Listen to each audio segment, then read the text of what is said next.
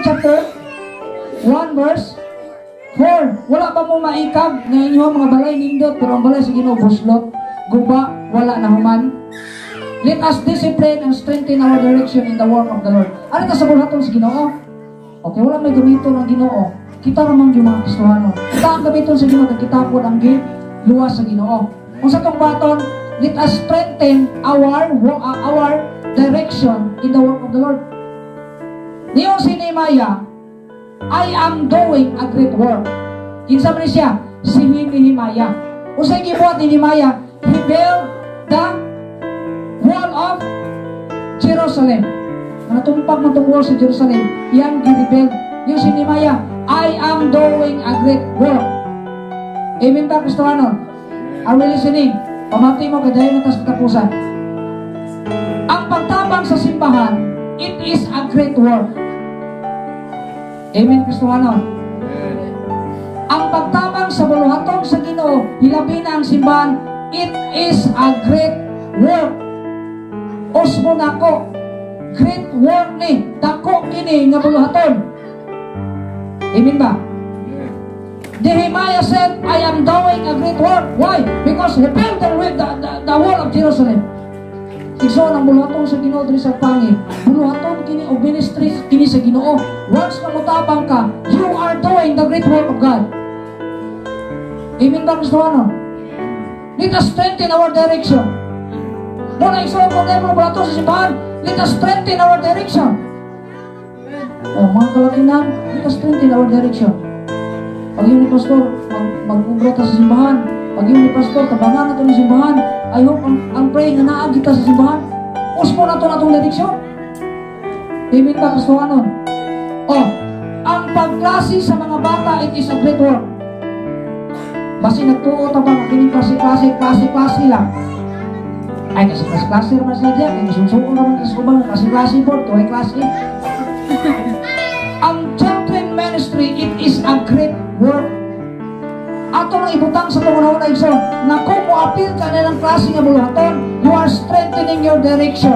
Na kanya ito, wala kay gibuhat, na kanang orasa, wala kay gibatyag, wala kay gibuhat. Pero karon na nanay ministry sa Ginoo, kung muna tigahin ang imong oras diya sa ministry sa Ginoo. And you are doing the good work. Ang paghatag sa commitment, it is a great work. Amen ba? Usbon ako, ang paghatag sa commitment, it is a great work. Wala pa ko niabot dali, alam mo'y commitment. Gipadayon pa ko na kung sa inyong nasugdan. Wala ko maghimuhimong ako ang kagalingon ng mga patakaran o pamaagi aron masuplayan ang ministry sa Ginoo. But then the commitment. Ako may gasugod na natin, no? Quarterly mo mahatag, no? January to March. March to June. June to October. October to December. Kamu na ibuhat na natin, and you are doing a great work. Kung sa akong ibuhat, kay great work may ninyong gisugdan, ato ng padayunon. Amen ba, Kristohanon? Amen ba? Ang pag-appeal of choir, it is a great work. Pero kaya mo wala yung mga obras ng mga balay, nga nagsigil mo dito, mga pataway, kabalo mo mga simbahan? Na yung mga tao gustong ma-appeal of choir, pero hindi pa-appealon. Kay higpit. Pero dito sa tuwa, as long as na mo-appeal ka, appeal. Kaya mga dakong simbahan, bira ka ng binakapakwire, oy. Nang yung uban, mga loko din ang simba, manuman, wala papilang kwire. Tinuod dito na. Pero kamo dream, di, inyo rin bali, kita rin bali. Mangnoon lagi ka, hindi ka ma-appeal. Dito, mangloon sila, kaya gusto mo appeal. I hope nga, i-change na ito itong direction, amen?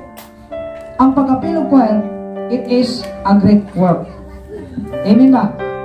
Amen? Amen. Madugog na kong amen. 1 Corinthians chapter 14 verse 40. Kasi yung sa Bible, so let all the things be done indecently and in order. Kinahanglan ba? Kinahanglan gid atong ikuan ang tanang butang sa decently of order. Number 2, step up and develop. Okay na, importante po na, before mo close ha. Step up and develop. Develop ba? Step up. Kung saan may level sa mong Christian life, bro? Try to be honest. Asa na kang aspect sa imong level o sa imong Christian life? Nag-belt pa ka? Nagsugod pa ka? Nanakas tunga-tunga?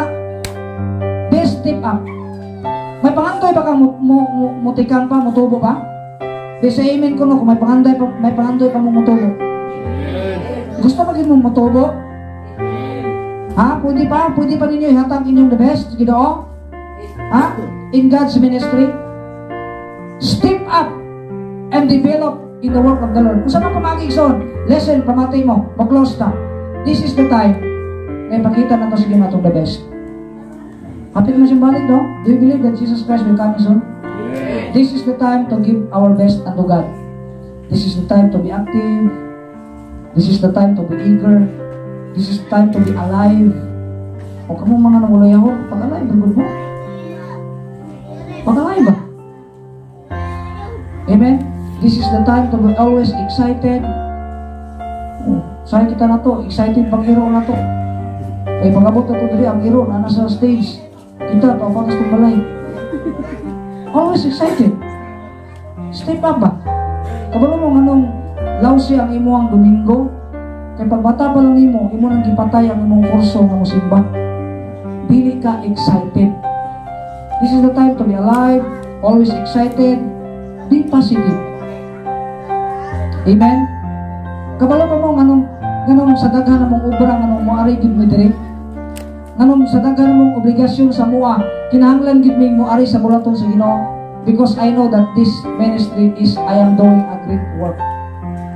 Wala gid ako nagikawang sa kung una nga moari ko diri bisag na ako'y obrahon, bisag kapoy ko moari ko. Why? Because I know I am doing a great work. Saktan ba na to? But that one day, so on, ikaw nga namaluyahon, yato kas yung balay, wala ba ka nakarealize na sa napasakit ka, nagluya ka, yampo ka ni pastor, yampo ka sa mga kaigsuunan, wala na kagisimba, giadto juga sa imong balay, kay pasimbahon ka, wala ba nimo nag-realize kung ganong gibuhat na sa mga kaigsuunan nimo? Gibuhat na namo, gibuhat na namo, tungod kay nagtuon ni that we are doing a great work. Wala may wala. Padayag mo na sila diya. Ano man? Hindi na masimba. Padayag mo na sila. Ilad yung pugso. Pabalikon. No.